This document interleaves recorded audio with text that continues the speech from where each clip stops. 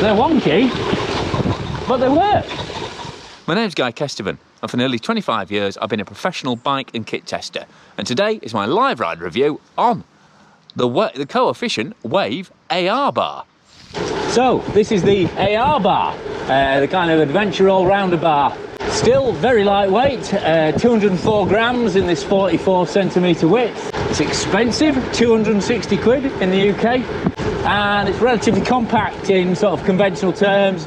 It's a 120mm drop and 77mm forward throw. But the obvious thing, as you can see in the footage, is this big lump in the middle. I mean, call it the wave bar because it's got this wave profile, but you know, it's these two big humps dead centre, and the fact you've got a 12-degree back sweep and a 15-degree fall away that really makes this bar stand out. And interesting, I mean, obviously normally it's riding something is when you really kind of work out whether you like it or not, but I worked out that I really like this bar when I wasn't riding it. And I was debating whether to take this Viello or the Stigmata I had when I did a King Alfred's Way. And I went towards the Stigmata because it meant I could test the SRAM axis and the new zip wheels and the Stig itself. And I will get round to producing videos on all of these. It's just been a very busy summer. But the one thing I missed, you know, really big difference I found was that I really missed these wave bars.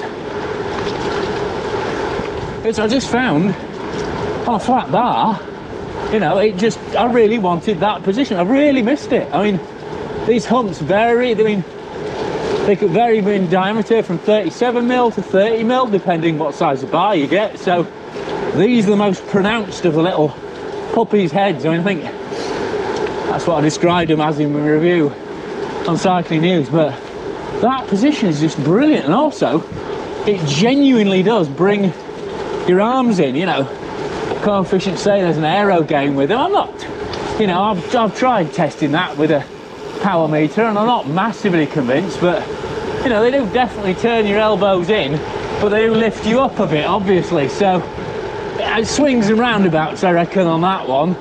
But in terms of comfort, they're just amazing. I mean, I've had some fun, you know, just, and the rougher it gets, the better these bars seem to perform. You know, they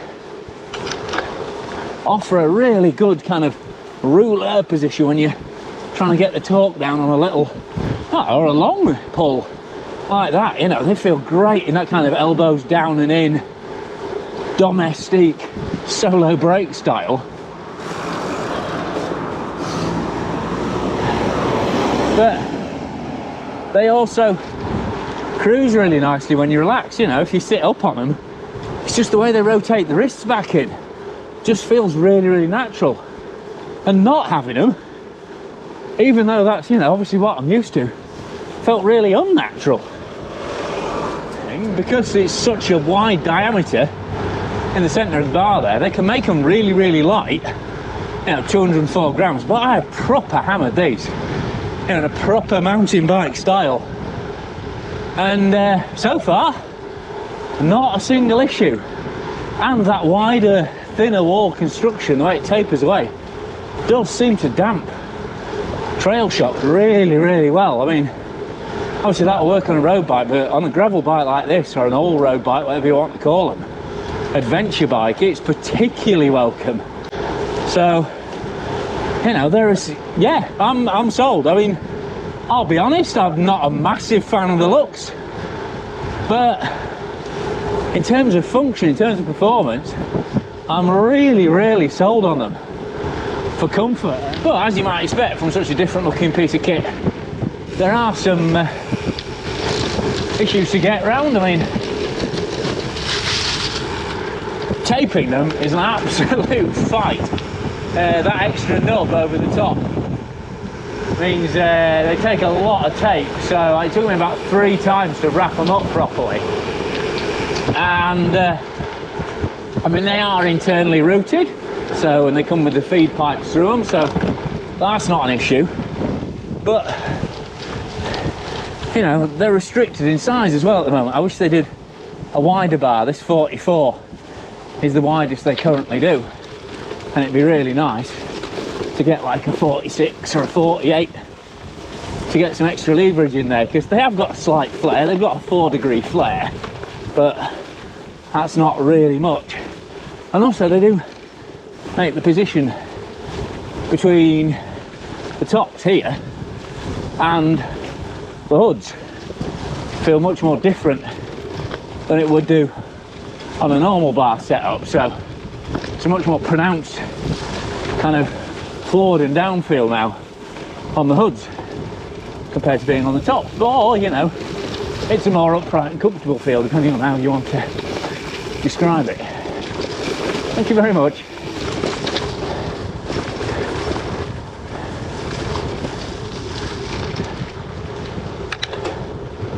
And, you know, there's also a little bit less space for you to fit your GPS or your lights, but to be fair, I've not actually failed to squeeze anything on there yet. And you know, if you're careful with your cabling, most things will go underneath or above without any issue. So really, if you can afford them, and you know, you're fine with having a front end that looks a little unusual and that you're maybe going to have to explain more to more people, then you know, these really are yeah, they're somewhat different, and that difference is very, very apparent in terms of comfort. And yeah, and also I genuinely do think, yeah, I really, really like this position. And I missed it, that's the bottom line. When I've not been riding these, I've missed them. So, well, they're definitely unconventional. I'd say that was a fair old recommendation, really. Well done, Coefficient. Yeah, you've won me over. It's taken a few months, but your wonky wave bars, yeah, can't see me taking these off this bike unless I get a very good reason. And also, while this creates a relatively upright, although, you know, according to Coefficient, still aero efficient position, there is a wave RR bar available now. So hopefully I'll be getting a sample of that to test, because that's got a full bridge out the front for your GPS and your lights, etc. And also it's a slightly different profile, but for just, you know, all round riding, certainly for pulling up climbs like this in the classic sort of rouleur on the tops position, dropping those elbows, tucking them in a bit more while still giving you room to breathe.